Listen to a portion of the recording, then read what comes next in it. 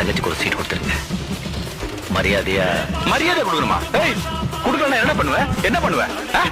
என்ன போலீஸ் போவியா? மந்திரிட்டு போவியா? இல்ல கவர்மெண்ட்ல போவியா? யார்கிட்ட போன்னு சொல்றா? போன் பண்ணி தர பேசுறா.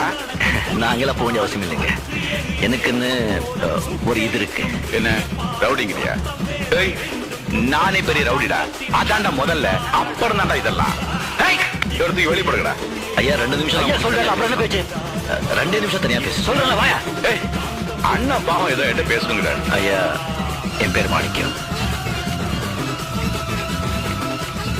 எனக்கு இன்னொரு பேர் இருக்கு.